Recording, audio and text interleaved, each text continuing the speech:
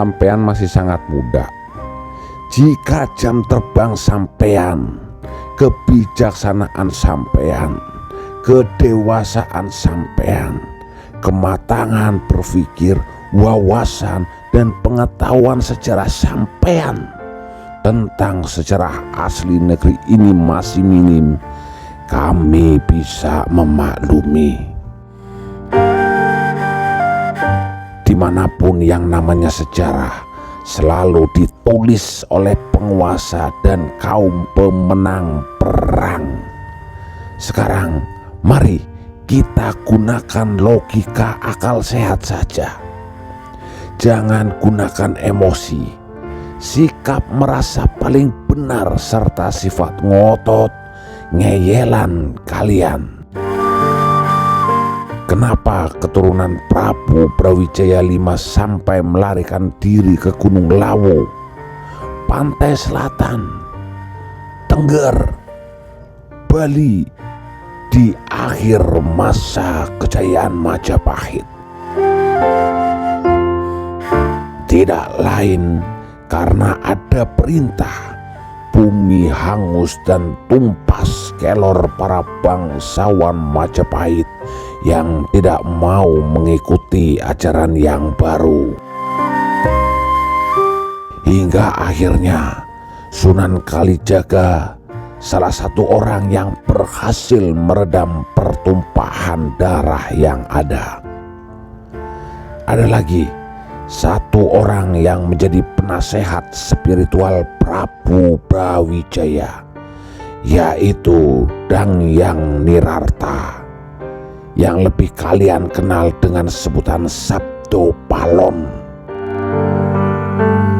Beliau adalah titisan dari Sang Hyang Ismayajati, atau yang kalian kenal dengan sebutan Eyang Semar. Eyang Semar adalah sosok dewa sekaligus leluhur dan salah satu pemomong gaib, penjaga bumi Nusantara. Sejak ratusan ribu tahun, di kala peradaban kuno Atala Dwipa, atau yang kalian kenal dengan sebutan Atlantis. Jadi beliau Eyang Semar bukanlah Raja Iblis Tanah Jawa seperti yang sering kalian tuduhkan kepada beliau. Kalau ada yang masih menuduh Eyang Semar sebagai Raja Iblis Tanah Jawa, ya jangan salahkan kami jika kelak kalian akan kena tulah, bakal kualat, mengalami kesengsaraan hingga seluruh anak cucu kalian. Atas berkat keluhuran budi beliau, Dangyang Nararta, penganut ajaran Siwa Buddha, bersedia mengalah untuk menyingkir dari bumi Wilwatikta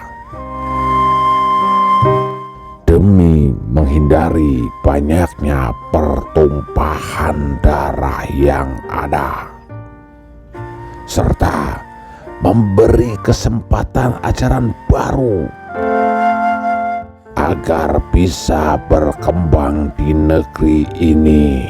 Di antara seluruh wali Songo, hanya 2 orang yang dipercaya oleh Prabu Brawijaya V. Ya, Prabu Brawijaya V hanya mau ditemui oleh 2 orang saja, yaitu Syekh Siti Jenar dan Sunan Kalijaga. Namun berhubung waktu itu Syekh Siti Jenar sedang mengalami perselisihan dengan Dewan Wali, akhirnya Sunan Kalijaga lah yang dipanggil menemui Prabu Brawijaya V untuk menghentikan pertumpahan darah yang ada. Tidak usah baper, tidak usah emosi, tidak perlu dalil. Ini negara demokrasi. Semua orang memiliki hak yang sama untuk berpendapat.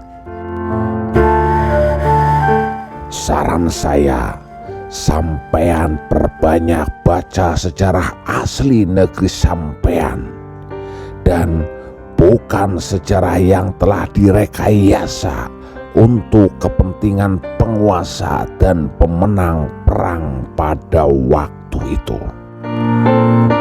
Kebenaran sejati itu memang pahit, terutama bagi kaum yang sering mengingkarinya. Cepat atau lambat, kelak kebenaran sejati akan terbukti sendiri di kemudian hari. Golongan yang tidak selaras dengan ajaran alam semesta, golongan yang mengingkari fakta sejarah, golongan yang akan mengingkari kebenaran sejati, kelak akan sirna dari bumi Nusantara. Tinggal tunggu waktunya saja.